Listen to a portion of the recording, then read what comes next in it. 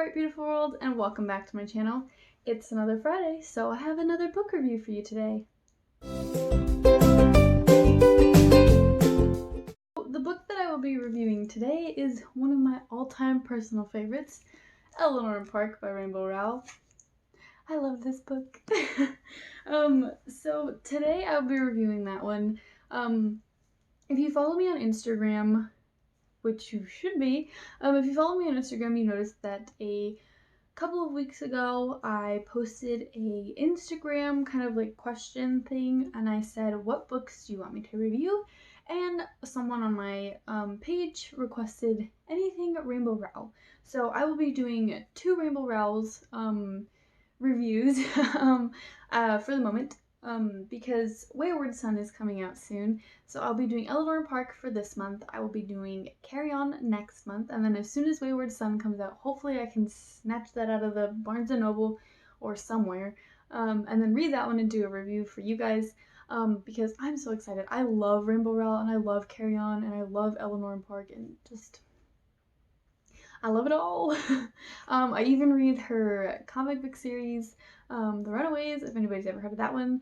That is also one of my personal favorites, so I'm so glad that she's doing Runaways. Bless my soul. And so today we're going to be doing Eleanor and Park for our Friday book review, and if you haven't read this book before, I highly, highly, highly recommend it, especially for any romance fans. Anybody who's looking for a nice romance novel to read. If you haven't been swept up into the world of Rainbow Rowell and Eleanor and Park yet, please, please read this book. I cannot recommend it, any more than I'm already doing. It's just so great, so full of, rich romance, and, it's not just the romance. There's, the lifestyles that they each live and kind of the things that they have to go through in their everyday life is just so realistic and so like perfectly written that it's just bliss. So I will give a short description of what Eleanor and Park is about, and then I'm going to jump into my non-spoiler review, and then after that we'll jump right into the spoiler-filled review.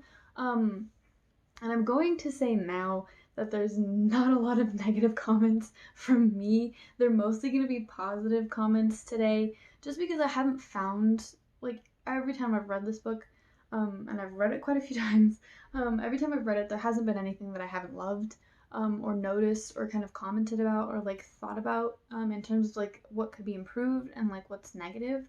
I think it's just so beautifully written and so kind of, like, personal in a way that it's perfect. So just telling you now, there's not a lot of negative comments, but definitely we're gonna jump right into the summary. Basically we are following Eleanor and Park, and the book the entire time splits between the two of them, so that's another thing that I'll comment about later. But basically you switch from Eleanor's point of view to Park's point of view to Eleanor, and it happens sometimes within the same like page. Sometimes it's by chapter, but most of the time it's just through the page, like as you're reading.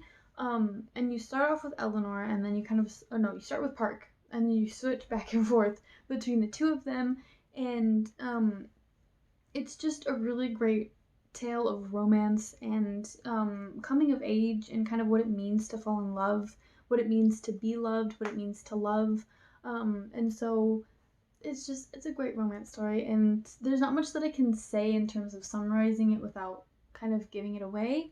But basically they find each other in a time when they need each other, and it just goes from there. It's a great tale of romance, and it will always tug at my heartstrings and make me cry no matter how many times I've read it, no matter how many times I know things are coming. It always finds a way to make me appreciate it more each time I read it. So we're gonna jump right into the non-spoiler review, and basically what I want to say is that the structure of the novel is perfect. Visibly on the page, it's very aesthetically pleasing, and just the way that it jumps back and forth, no cuts between going from Eleanor to Park and Park to Eleanor. Nowhere did it feel like choppy or like it wasn't working. It just flows really beautifully. I've read this book, every time I read it, I usually only read it within a day. and it's so good. I highly cannot recommend it more because of how great that this novel is. But basically what I want to say is that the characters are really well written as well. They're both very believable as teenagers who either have been in love but don't exactly know that they've been in love, or characters who haven't been in love before. Um, Very great cultural references, even though it's not during my time. It's actually from before my time, before I was born. But most of the things are things that I have grown up loving from like my parents and other people who have been in my life. So most of these things are very personal to me as well because of the things that they love and that I love, and so it just becomes very relatable. Um, the setting in which they're in, there's nowhere that you can't see. It's basically the real world, it's not fantasy, so it's, it's just fiction romance. And so basically the world that we're in, it's nowhere that I've been, but I can definitely visualize it and see it and know where I'm at, even though I've never been there. So I just thought that was huge props to Rainbow Rowell for being able to create a world in which I've never been, but I can see it.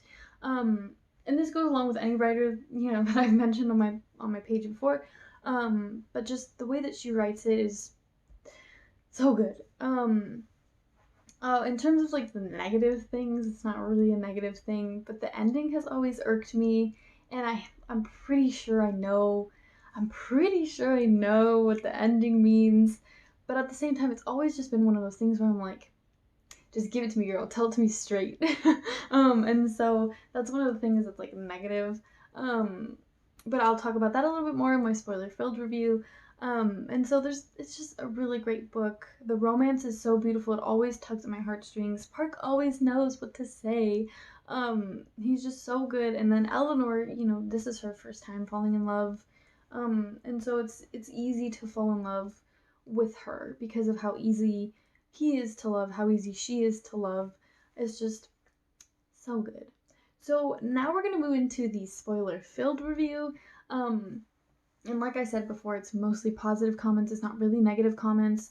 But I'm going to start with the negative or things that I thought could have been improved on, just so we can end on a happier, nicer note, because that's how I usually like to run my book reviews.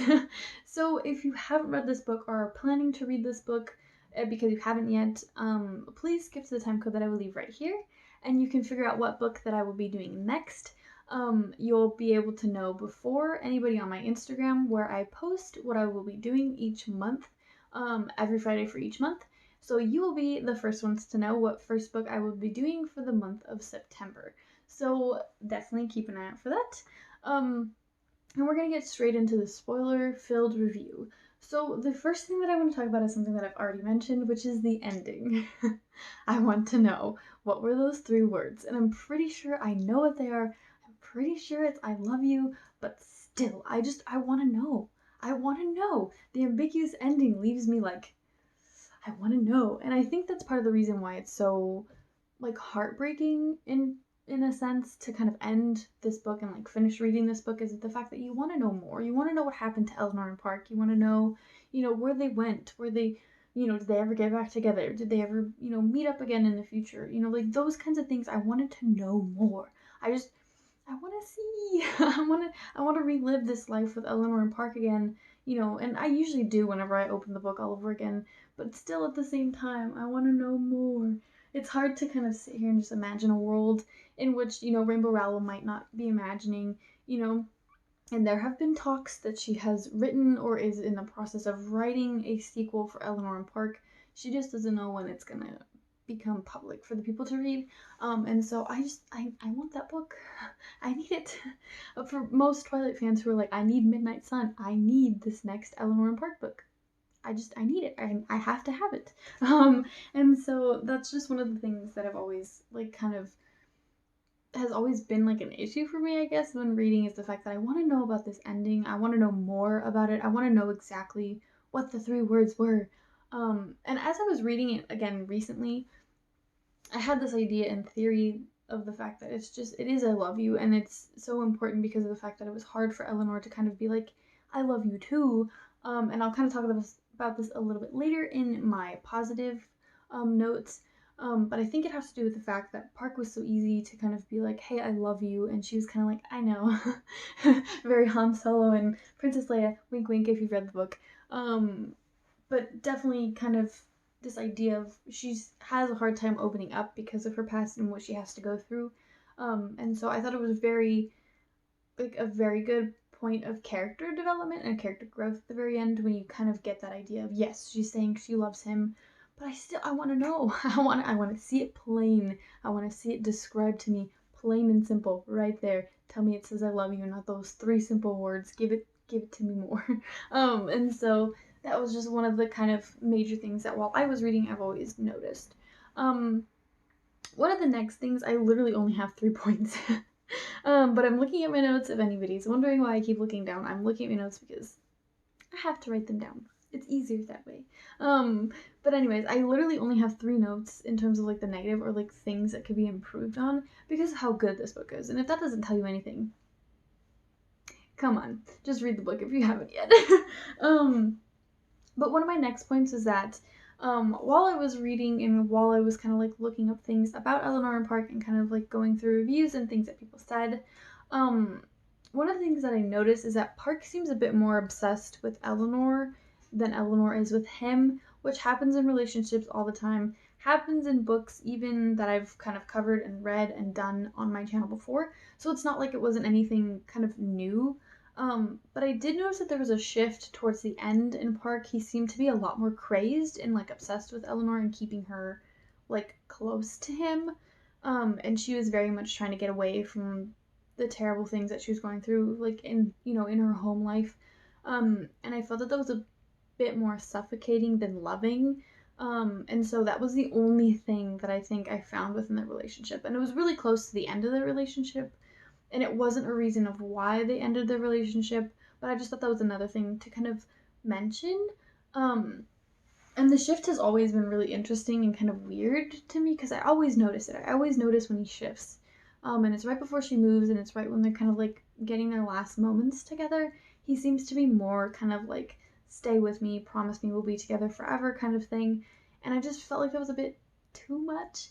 And I've seen reviews and other videos where they talk about like in their book clubs and stuff like that where they've discussed the idea of Park being more obsessed or more in love with Eleanor than Eleanor is with him, which makes sense, happens in relationships. I think most times one person is more obsessed or more in love with the other person, which is just a part of human nature. I think even though you love a person, you might not love them as much as they love you, which is completely fine. As long as you have love in your life, that's all that matters. And so I think that was a really good point to kind of talk about, was the fact that it seemed like Park had more of an obsession or more of a crazed kind of love for Eleanor, especially towards the end as he kind of realized she's slipping away, she has to leave type of thing, which I thought was an interesting point to kind of bring up. The last point that I have is, it's a small fact or a small point, but it's always kind of bugged me every time I read the book, is the fact that Park's dad knows Richie, which is Eleanor's stepdad or dad, whatever you want to call him, the man who lives at her house and is with her mother. But basically Richie, and Park's dad knows him and knows how he can be, and I guess it's kind of revealed that he doesn't completely get this information until later, but I'm wondering why he didn't do anything about it. Like, he knew what was happening, and he kind of implied that he was going to do something about it, or kind of like try to help Eleanor in a way, but he does it a little too late, to the point where Eleanor she has to leave, like she can't stay there anymore.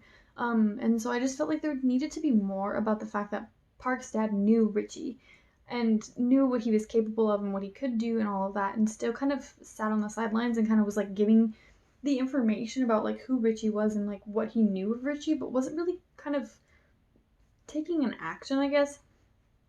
And I get the fact that Eleanor is not his kid. Eleanor isn't any of his business. It's not his kid. It's not, something that he needs to put like his time or effort into. It's just his son's girlfriend. But at the same time, I feel like the least he could have done was kind of try to help, I guess, in a sense, instead of kind of being like, hey, this is what I know of Richie. Like, it's not going to do anything, but I know what you're kind of going through, which is good to kind of help Eleanor in terms of like her like stability in like her own self, but at the same time I wanted him to step up, like do something, like help this girl. And it just felt like the only people who were trying to help this girl were kids her own age instead of like actual adults, which was kind of reminiscent for me of the people in Derry in It.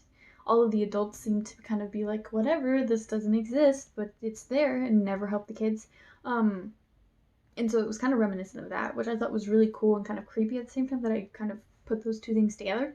Um, but at the same time, I just wanted him to do more. I needed him to do more to help this girl. So yeah, that's everything about my negative or like things to improve on. The next things that I want to talk about are the positive things that I thought were very important to mention. Things that stuck out to me are my favorite parts from the novel, and some I won't mention just because they're better kind of being relived on their own. But some of the main ones that I want to talk about are definitely character relationships. Every relationship in the novel was very believable, very realistic.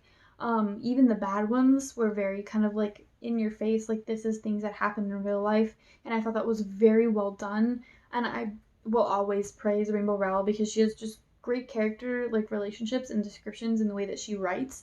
So I just thought it was really great. Like I've already said, the world is very clear and very real. There's nowhere that I wasn't able to see or feel like this could happen, right down my street. And so I thought it was very interesting and very like close to home, kind of like this is my world, this could happen type of thing, which is what I always love about fiction, especially kind of realistic fiction, especially like romances. It's things like that could happen to you in real life. I've already mentioned the situations were very realistic, very much things that people we know could be going through or know someone who has gone through. And so each situation was just very realistic and very like coming of age novel type of feeling, because there are moments where Eleanor and Park go through things that are very much coming of age novel like things, I guess you would say, like things that I recognize as like parts of what makes a coming of age novel or what makes coming of age. And so I thought that was very well done too. I thought that Richie being the vandal or the one that was writing on Eleanor's books all of those nasty things. I remember the first time I read it, I remember thinking how surprising it was, even though like you expect someone as vile as him to do those things, but when you recognize that it was kind of like his lusting over a girl, but I thought that the way that it was executed was done perfectly, so shocking, so surprising, and kind of gives you that underlying tension throughout the entire book until you figure out that, or until they figure out that it is Richie who's writing these things. And I thought it was crazy, crazy, crazy. But I just thought that was really well done and something that I will always praise her for because of the fact that it was one of the things that I didn't expect to see coming. I always thought it was someone who was bullying her at school from the way that it was kind of set up. But I was so, so surprised to hear that it was him. And like in a good way, but like in the way that it's like not like, oh, it's so surprising that a person like him did it. It was more of like a, whoa, I didn't expect that to happen. Like it was him this whole time. So I thought that was really well done. Also, the phone call. Oh, the phone call between Eleanor and Park while she's babysitting for her dad. Oh my gosh, I will always love that scene. It is one of my favorite scenes in the book, like entirely. It's one that I will always remember and one that gives me like chills now, even as I talk about it, because it's just so well written and so well done that I just want to be like, girl, you wrote a novel that is just always going to be loved, especially by me, and I know a lot of people who are very big fans of Rainbow Rowell. Like I love it so much. And one of the main reasons I think I love the phone call so much is because of the fact that it's like their first time kind of like connecting in a way that's kind of, because they're always talking about how the fact that they don't seem to have time alone, and this seems to be like the first time where they're alone. And so I love the intimacy. I love the fact that they each kind of were able to be like, hey, like I like you. And then the bus scene right after when they get back from the weekend in the park was like, that was the longest weekend of my life. And I love them together so very much. I love them together so very much. And then one of the other things that I want to talk about, as I mentioned earlier, was one of my favorite lines. I'm a huge Star Wars fan, and one of my favorite lines from the novel is when Park says, "You can be Han Solo," when they have the moment of talking about the Han Solo and Princess Leia like standoff where he's like, I love you, and she's like, I know, and he's like, you can't be Han Solo in this relationship, and she's like, well, I'm Han Solo in this relationship. And then he says, you can be Han Solo and I'll be Boba Fett. I'll cross the sky for you. Bless bless my soul. Park, give me all your love. He is so good. I love this kid so very much. Like, give it all to me. And then the romance is super sweet and super real. That's another point. A positive point is the fact that the romance is very well written. For being a romance novel, it's very, very well done. And I thought believable the entire time. And so that's another thing that if you're like a hopeless romantic like me, I highly suggest this book if you have not read it yet, because it will make your heart flutter like nobody's business. It is just so good, so well written. And then I put, it's not hard to love each and every character, except Richie. But each character you love and you feel for, even her mom, even though her mom made some questionable choices. But it's very easy to love and kind of feel why they're loved characters.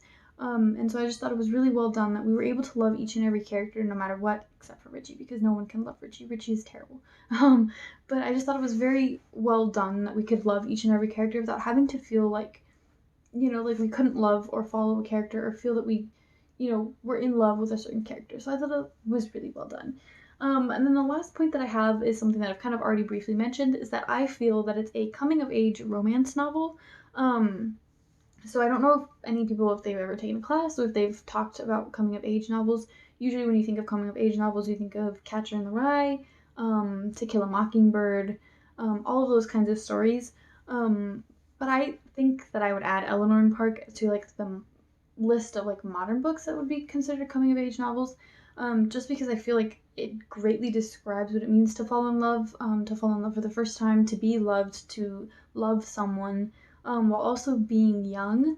And so I think that it's a really great example of a coming-of-age novel and what it means to kind of grow into the person that you want to be or that you want to become.